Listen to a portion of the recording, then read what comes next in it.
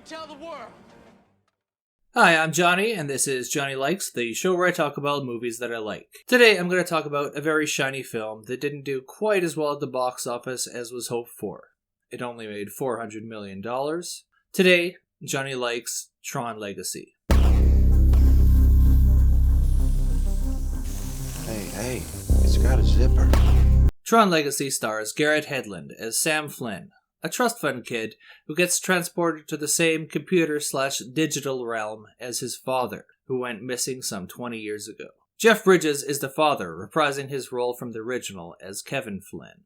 The elder Flynn is somehow still alive and has a pseudo-daughter named Quora, played by Olivia Wilde.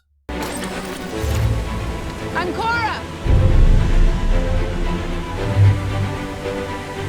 Together, they must fight for their lives and figure out how to get back to the real world.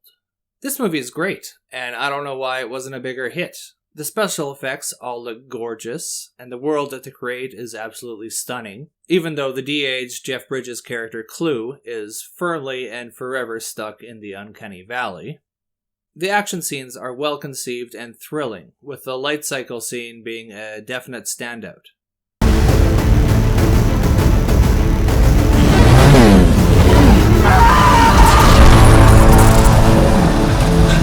The soundtrack done by Daft Punk is electronic and it's hard-hitting, especially being that this is a Disney film.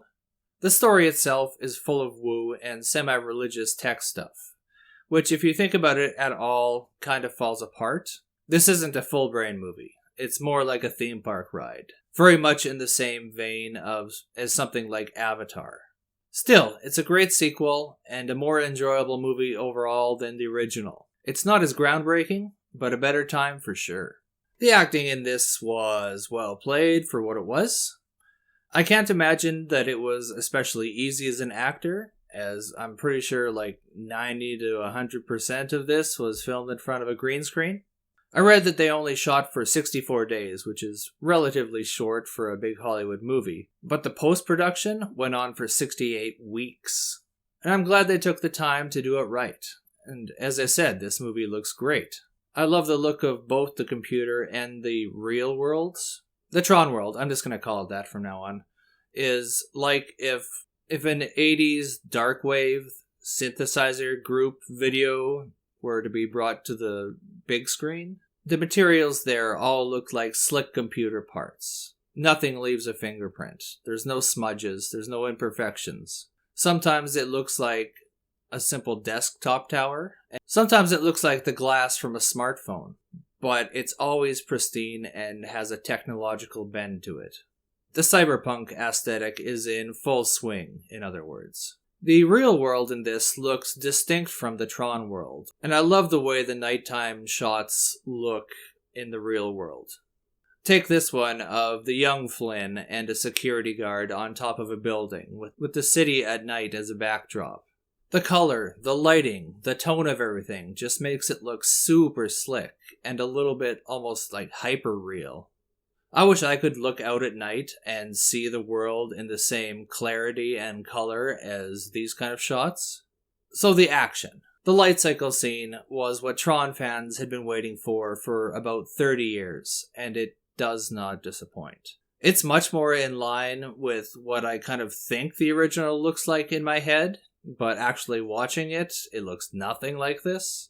At times I did lose count of the amount of bad guys and good guys and kind of the geography of where everyone was, but it was exciting and I was fully invested. Actually, for most of this movie, I was pretty invested and I found myself just enjoying the ride. I wasn't looking for plot holes or thinking about logical inconsistencies or anything like that happens when one isn't quite all the way there or a little bit bored.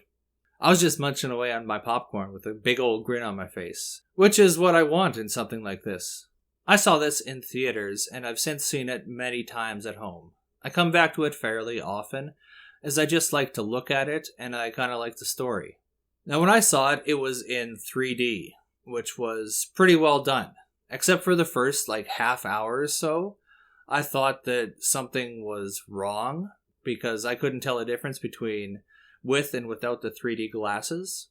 And then once they hit the Tron world, everything actually goes into 3D, which I thought was a pretty smart thing to do.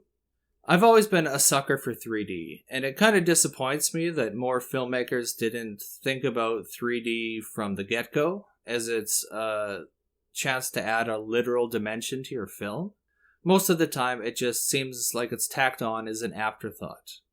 I feel like this film always had some sort of deeper social commentary going on that I just wasn't getting. It might not really be there, but I feel like it's there, and that's kind of the important part.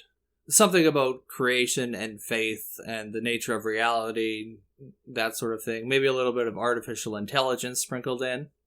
At any rate, someday I might do a deep dive to see what else is going on. But today is not that day, and I'm sure if I've thought of it, it's already on the internet. So Daft Punk did the soundtrack for this, and it is excellent.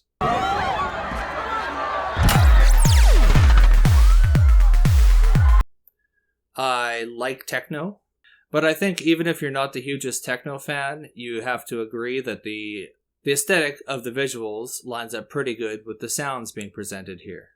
And I'd consider that a success. So it's not all good though. There are some pacing issues. I do always get a little bit bored once the Flynns meet up. They kind of lose me a bit after that. The third act loses me as well. I know how the very end of the film goes, but the last 20 minutes, half hour of the film, a little bit of a blur in my head, despite having seen it many times over the years.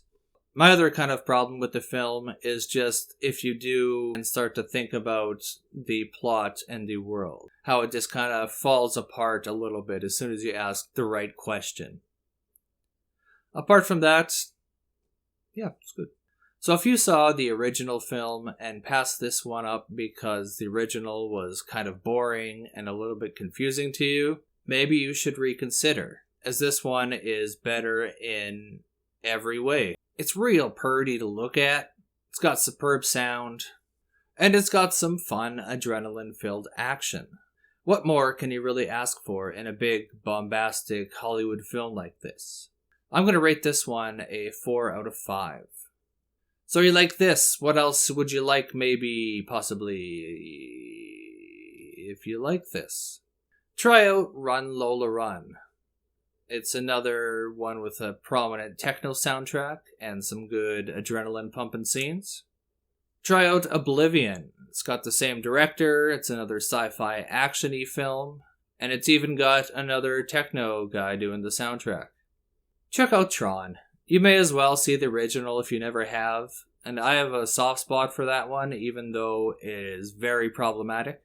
Maybe not problematic, maybe it's deeply flawed. If you could do me a favor and like and subscribe, it's quick, easy, and relatively painless. Plus it really helps me out. Thanks for watching me talk about movies for a little bit, and you can tune in next time to see what else Johnny likes.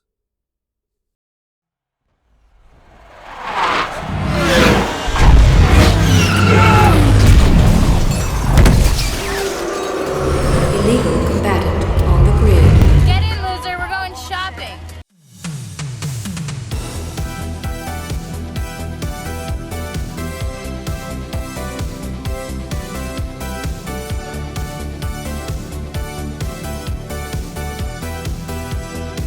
You tell him, Johnny.